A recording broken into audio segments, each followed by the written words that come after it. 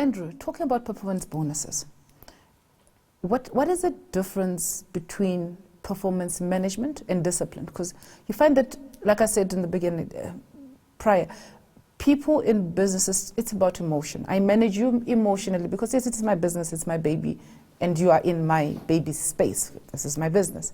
Now, performance management and discipline. When can I discipline people using performance management, but also when can I discipline people and then punish them by sort of a bonus or lack of a bonus, even if it's in my contract? Eddie, that's a vitally important question, and it would fall within what is generally accepted as a rather misunderstood topic within both big and small business. Mm-hmm. It requires me to define essentially what could be called misconduct, yes, and what would be poor performance. Misconduct essentially relates to anything that is derived from the conduct of an employee, whereas performance relates specifically to the skill and of an employee. Where it gets rather difficult is in relation to issues around poor quality of work. Is the issue at hand an issue of not having the skill to do it, in other words, a performance issue, and not having the capacity to do it? Or is it an issue where somebody has the capacity to do it, but they were just negligent?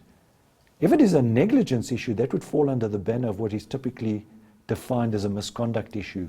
Whereas if it is a capacity issue, it would fall under the banner of what is a performance issue.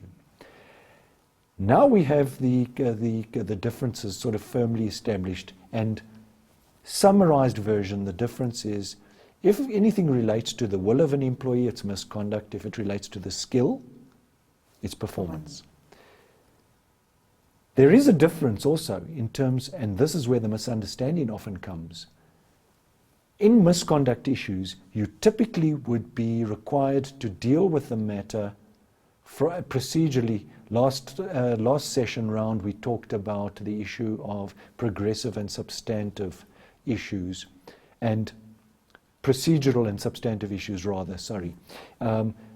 Misconduct is dealt with progressively. In other words, you start at the lowest form of warning, which would typically be a verbal warning, and you proceed progressively to the next level of discipline in the case of a recurrence of an area of misconduct, or alternately of perhaps something which is serious misconduct. So you would follow the different levels ranging from verbal warning, written warnings, through to final written warnings, and eventually somebody could end up having their service terminated as a result of misconduct. Typically with poor performance, and this is where the misunderstanding comes, within both small and big business, managers are dealing with it exactly the same as misconduct, and their cases are being jeopardized when they are taken on dispute. Poor performance is dealt with very differently. Although it is still progressive, the vehicle to effecting that progressive correction that you've talked about earlier is very different. You would first start off with a counseling session to explain to the employee what the required standards of performance are, and those standards would be spelt out typically in terms of a job description or a job profile, if you will.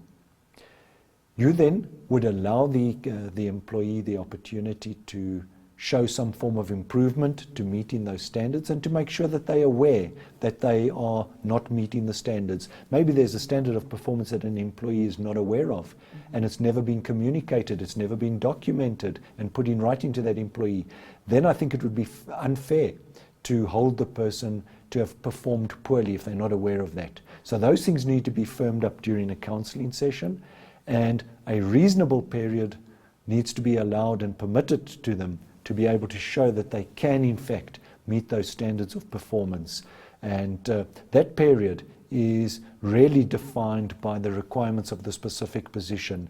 If you're talking about a cleaner, a cleaner might have a week as a reasonable period to show improvement. Whereas if you're talking about higher level positions, let's talk about a finance manager or a compliance officer, you might want to give them an extended period to show that they can improve to the level required and defined in terms of those performance standards.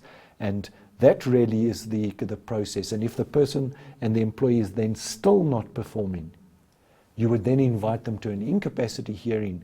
And if they are indeed deemed to be continuously underperforming or performing poorly, they would be deemed to be incapacitated as a result of poor performance, and their contract of employment would then be terminated at that point as a result of the incapacity hearing.